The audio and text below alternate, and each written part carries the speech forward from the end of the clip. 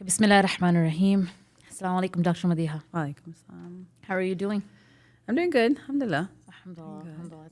It's the last 10 days of Ramadan. And I think this is the time when we are, of course, we were talking about burnout last time.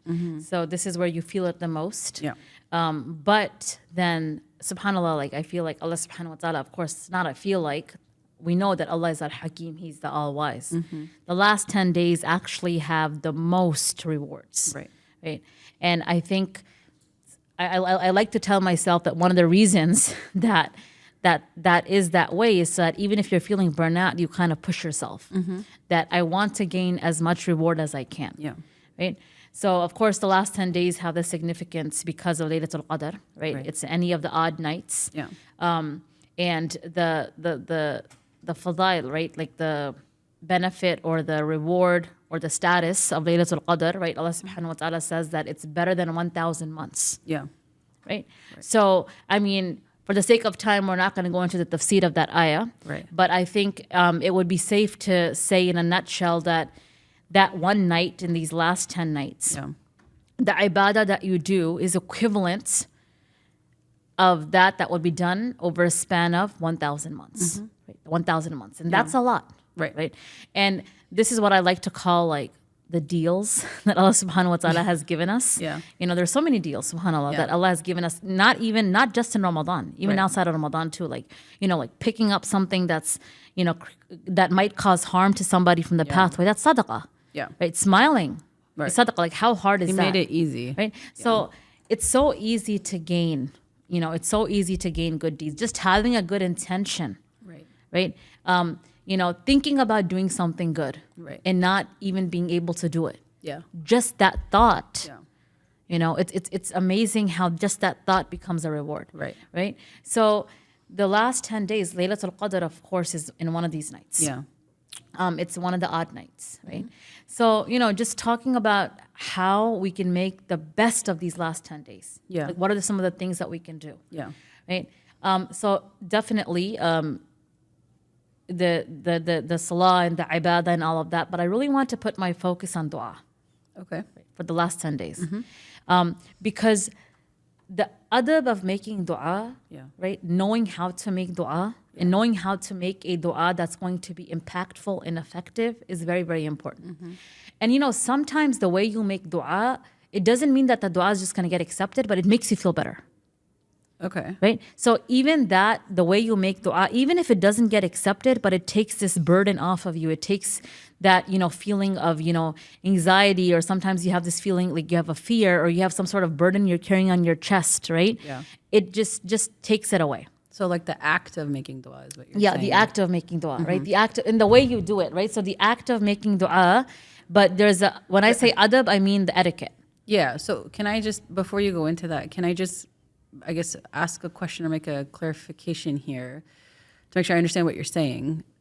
So you're saying that the act, just making the dua in and of itself, even if it doesn't, whether it gets accepted or not, just doing it can be enough to make you feel better. Yeah.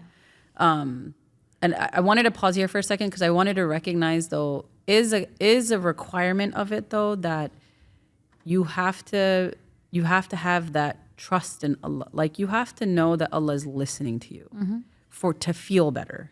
Because I know plenty of people, like to play devil's advocate, when you said that, I was like, well, that's not actually true for everyone, because if you don't truly, genuinely believe that Allah is listening to you, then making dua is going to be meaningless. Yeah, and that takes the essence of dua away too. Right? Right. So I just want to make that clear. Yeah. Like, this is something I've actually talked to young kids, like in the middle school ages about, without revealing who I'm talking about. Like, tell them to make dua or tell them to pray, and they're like, what's the point? Allah's not listening. How do I know? How do I know He's answering me? Right? So to someone with that mindset, which is understandable at that age, right? Because they don't feel the beauty of Allah just yet. Yeah. Not always, at least. Someone in that situation, telling them make dua, just making dua in and of itself will make you feel better is not going to resonate with them, right? So I just wanted to highlight that part for everyone that's listening is, yes, the act of making dua in and of itself makes you feel, I 100% agree with that, because I have absolutely experienced that myself. But I've noticed even for myself that on the days that I make dua, when I need to make dua, but I'm doing it in a rushed way and I'm not really like connecting to Allah in my mind or my heart, like I'm not zoning in, it doesn't do anything for me. But there are days where I'm like on my worst days possible and I'm making dua to him and I can feel like I'm going inside and like thinking of him, then that dua works for me. And at that point, I don't even care if the dua got listened to or not. Like if it got accepted or not. But you talk to Allah. Right? But just talking to him, knowing that he's listening, that's the key part. And you have to find a way to figure out how to do that for yourself and make yourself believe that. Yeah. So, I mean, thank you for bringing that up, right? I think so for me, it's like the best case scenario is that you already are at that point. Right. And the reason why I'm saying that is because like at the end of Ramadan, right? If for someone who started Ramadan off on this note that I'm going to transform myself. Yeah. And I'm going to become conscious of Allah subhanahu wa ta'ala, like we talked about in our first episode about taqwa, right? About awareness. So when you tell yourself that I am aware of Allah subhanahu wa ta'ala, right?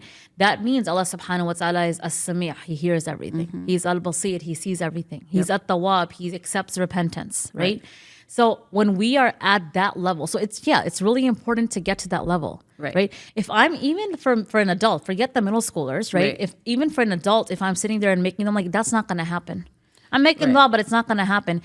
It's not going to make you feel better, right?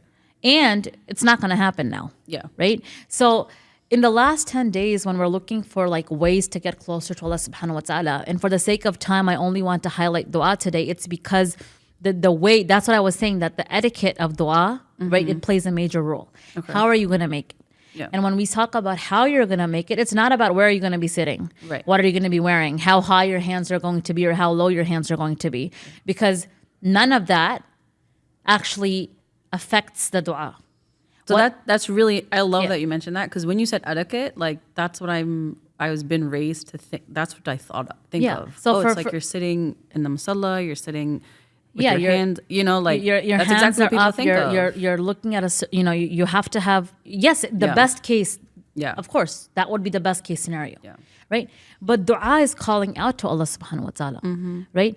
Dua is, I can be sitting over here in front of you and people think I'm talking and you think I'm talking, but maybe I'm making dua because I'm thinking about, I want Allah subhanahu wa ta'ala to do something for me. It's turning to Him inside. Yes, it's turning to Him inside. It's not what, And when you get to that level, subhanAllah, it gives you so much confidence, right? It gives you so much confidence. It gives you so much strength. Now, in the last 10 days, right? Because one of these nights also is Laylatul Qadr, right? And we should, so on the odd nights especially, we should try our best to do as much ibadah as we can. Now, when we're saying ibadah at nights, just to clarify, if you can't pull an all-nighter, that's fine. But something after Isha, right? Something, like even if it's just half an hour or 15 minutes, just with the intention that I'm trying my best to see, like, I'm trying my best to find Laylatul Qadr. I'm trying my best to be a part of Laylatul Qadr. Yeah. Right? Now, there is a dua actually that Aisha radiallahu ta'ala anha, she says that Prophet sallallahu alayhi wasallam would say a lot. So I just want to quickly share that dua first, and then I just want to talk about 2 or 3 etiquettes of how to make dua. Yeah. Okay. So the dua is, she said he would say, Allahumma innaka afawwan tuhibbul afwa fa'fu anni, right? That, Ya Allah, you're forgiving. You love forgiveness. Forgive me. Right. It's a beautiful one. I love it. Yeah. The Prophet of Allah saying that, sallallahu alayhi wasallam, right? That's even like, it's like even more profound because he's forgiven. Not somebody, right? He's forgiven. Yeah. And for us, like that is one of the sunnah du'as. So I know people are always looking for like, what are some sunnah du'as that we can say that would be a sunnah du'a. Yeah. But the best part is like, even if you can't memorize the Arabic of that du'a, right? It's okay. In English, it is that, Ya Allah, you're forgiving. You love forgiveness, so forgive me. Right? Allah understands all languages, right? And my youngest, she loves saying that. Yeah. Allah understands English. She loves saying that, right? So Allah subhanahu wa ta'ala, He understands, all languages, and it's all about connecting to Allah, right? Yeah. So it's okay if you cannot read Arabic. It's okay if you're unable to speak Arabic, or recite in Arabic fluently. Yeah. You can connect with Allah in any language. Yeah. Right? And can I also add there, because you're talking about, before you go into like etiquettes, it's also, you can connect to Him at anywhere, anytime. Yes. Like it's a direct connection we have to Him that actually, like if you look at other religions, it's not there as much. The way that Allah frames it for us as Muslims is you have that direct, like you can, again, just turn inward, pause and think of him for a second. And what I would add to what you're saying about how to do that in Ramadan and make it a habit going out of Ramadan is you can make dua at any part of your daily life. Yes. And that's when that's actually when it matters the most, is because usually when you're making dua and you're thinking of him when you're experiencing an emotion, that's when you're the most connected to him. Yeah. So try to make that a habit. Yeah. Like you could be washing dishes and you think of something and you use that moment to like pause, right? Or most of us are driving. The best du'as are made at that time. Or like when we're driving and you're like, I love driving when it's quiet. That's like my zone. Yeah. And that's when all your thoughts come to you. Okay, make a quick dua. You could be walking anywhere. Yeah. The point is make it that regular habit of every second of your life. Yes. Yes. And, just ask for things. Just saying that, Ya Allah, have mercy on me. It's a dua. Right. Right? You don't have to sit there with a checklist of things, right? Yeah.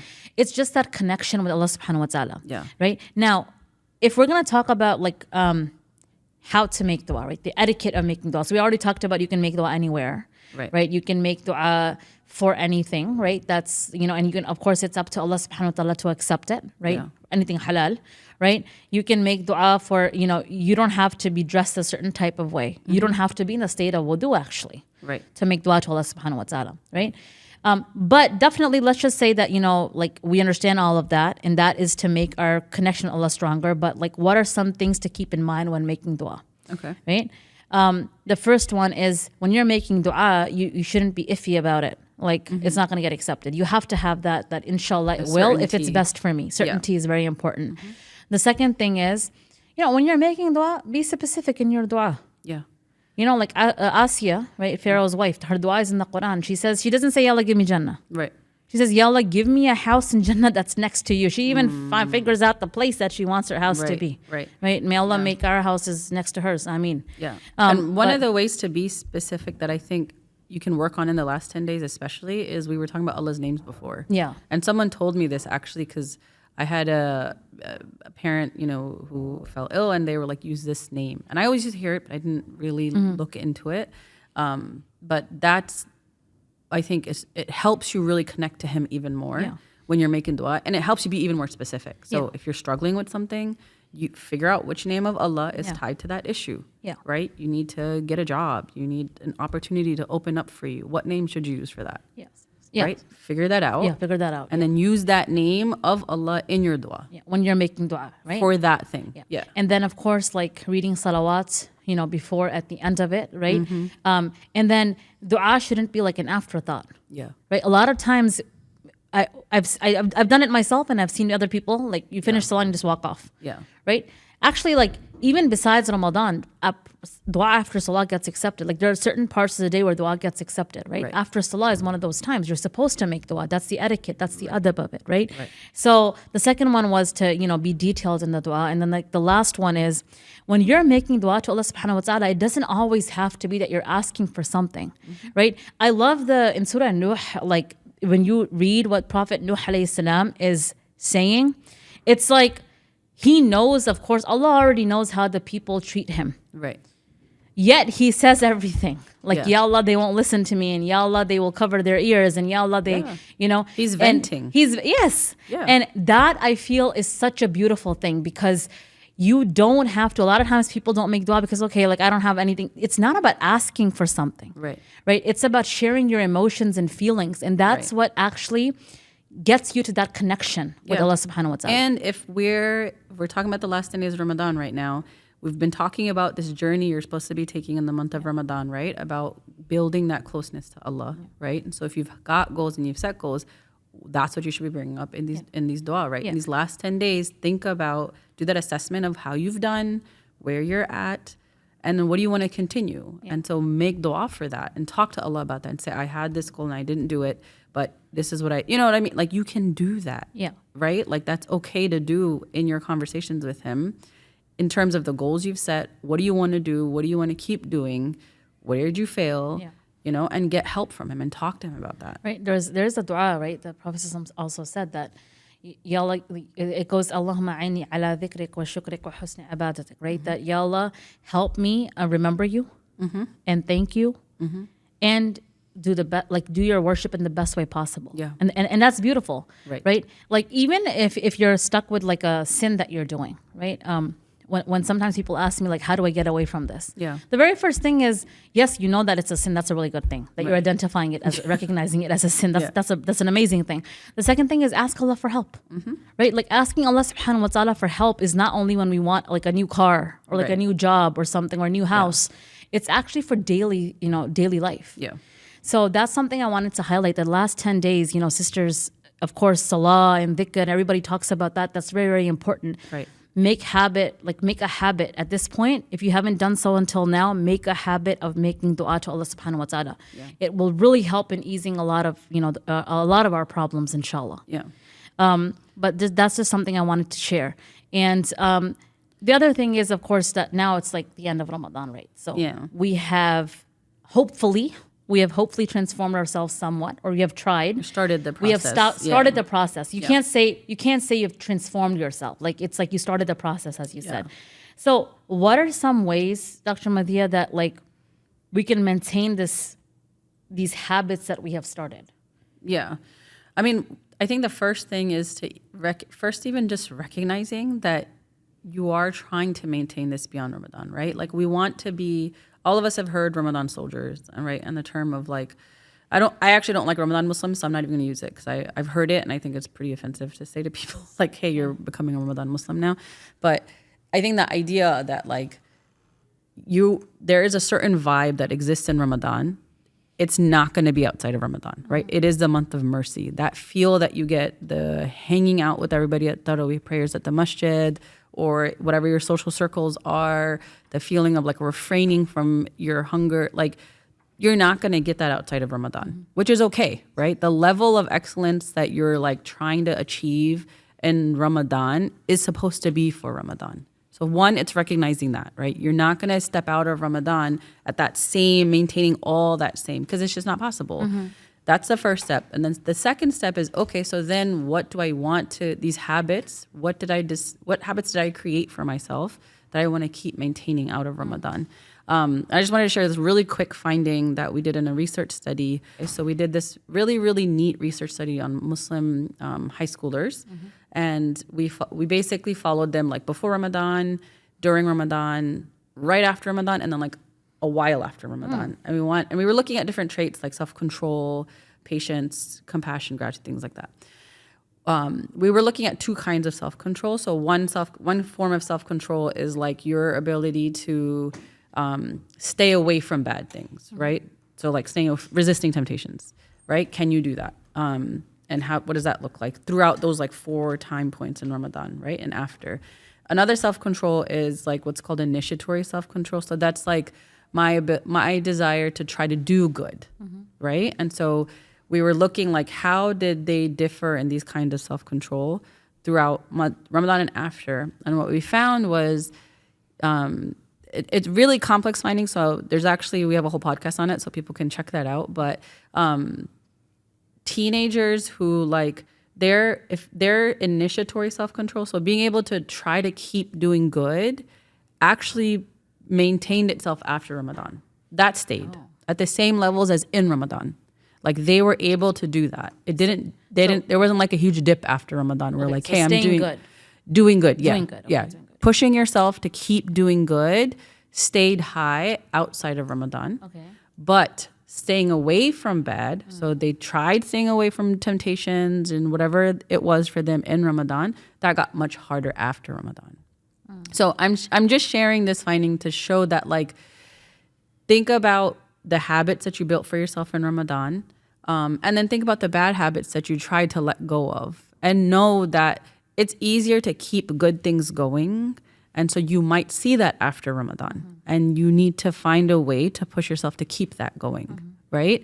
But now you're doing it outside of the Ramadan vibe, so it's going to be harder, right? And so what's your plan? Reassess it. What's your plan? What kind of goals are you going to change for yourself now that Ramadan vibe isn't there? Because that's what we also find is important is it's easier to do good when you have the reminders of good around you. And that's what happens in Ramadan. It's harder to stay away from bad. And so think about, maybe you had like 4 or 5 different things that you wanted to stay away from in Ramadan, and you tried and you had your ups and downs. So as Ramadan leaves us, you know, what are you left with, and what can you keep maintaining from like the desires that you were trying to like control, you know? And it might not be everything, and that's okay. The point is to keep that journey going and not just like, oh, okay, now it's Eid, back to all of our normal typical behaviors, and I'm just letting everything go. Because that's not the purpose of Ramadan. Ramadan needs to stay with us at a lower level, sure, but still at a level of growth after even it's left us. Yeah. Because the whole purpose again of it is for taqwa. Yeah. لَعَلَّكُمْ تَتَّقُونَ, right? Right. Again, ending at where we started from at the beginning. Yeah. In our first episode, that the purpose of Ramadan is to gain and then attain, right? As much taqwa as we can. Right. And I think it goes together with what I just said about making dua. That the first, and this is something I'm gonna give a disclaimer. I've not read it anywhere. Okay. You're not gonna find it in like a traditional. Maybe it is somewhere, but I have not. For me, the reason why, for the sake of time, I had to pick one thing for us to focus on in the last 10 days, right? Because I didn't want to talk about everything. Right. We don't have time. The reason why I picked dua is because dua is a powerful weapon. You know, it can help you do good. It can protect you from bad. It can help you in times of sadness, in times of anger, in times when you feel like your whole world is breaking apart. Yeah. Right? Dua is always there. Yeah. And that only those can find dua so powerful that actually have tried to gain some level of taqwa. Yeah. Right? So you may not have taqwa 100%. Right. Right? Because that is a whole different level of iman. Right. Right? But at least if you have tried your best to tell yourself that I'm aware of Allah subhanahu wa ta'ala and I'm conscious of Allah subhanahu wa ta'ala, and yes, Allah is all hearing and all seeing, and He can, you know, He can change hearts in the matter of, you know, seconds. Right? At that point, you realize that dua is a very powerful tool. Yeah. Right? And dua is something that can actually help us maintain our good habits after Ramadan as well. Right. Right? Right. Because As you talk about them in your dua. yeah. Anything you you're talk about them struggling in your with. dua, Yeah. So that's why don't look at dua as like just a booklet. Because because we had mentioned before, like, you know, saying that like fast, I think it was in the first episode that, you know, the term that fasting is not just for empathy and stuff like that, right? That's not something that people talk about a lot, right? Same thing with dua. For a lot of people, right? Dua is you're reading from a book. Yeah. They'll be and they'll actually think that they have to read all those Arabic duas in order to like get something. Right. Right? But Allah subhanahu wa ta'ala says in the Quran, "Ud'uni astajib lakum." Right? Dua comes from the word ud'uni, like call me and I'll reply to you. Right? So dua is like a call to Allah subhanahu wa ta'ala. Right? So make it, you know, like to all the sisters that are listening, make dua your best friend. Like make dua that invisible tool. Right. That you always have with you, and have that connection with Allah subhanahu wa ta'ala. Yeah. And you know, once you get to that level, it works. Like, you know, it makes you feel so complete and secure. And I think as we are ending our episode today, and as we're ending Ramadan, inshallah, like let's take this dua with us out of Ramadan as well, right? And let's focus on that, because prayer will do, because it's 5 times a day, it's fard, we try our best to do it, right? When it comes to dua and stuff, we're like, okay, we only use it when we need it. Yeah. Right? But the reason why I was mentioning it right now is because you said we should see what we can do to maintain the good. Right. Right? And if you're struggling with maintaining the good, make dua for Allah to help you. Yep. Right? So inshallah, I hope everybody has a wonderful Eid, and I hope that all of us can, you know, maintain these good deeds after Ramadan. But you know, like the test of after Ramadan is on the day of Eid. So we have to keep that in mind. Yeah. That the way we behave on Eid, whether it's at Eid Salah, right, whether it's, you know, at wherever we are, right, on the day of Eid, that should actually that's gonna reflect on how much we have changed this Ramadan. Yeah. That's your true show of success. Yeah. So because for some reason, like in Ramadan? for some reason, when we think about after Ramadan, we think of after Eid for some reason. Eid is not a part of Ramadan. Yeah. Right. So the behavior is going to reflect, inshallah, on the day of Eid. So inshallah, let's try our best. Yeah. To see how much we can maintain it. Yeah. Inshallah. Inshallah. So I will see you at Eid prayer, inshallah. Inshallah. Assalamu alaikum. Alaikum.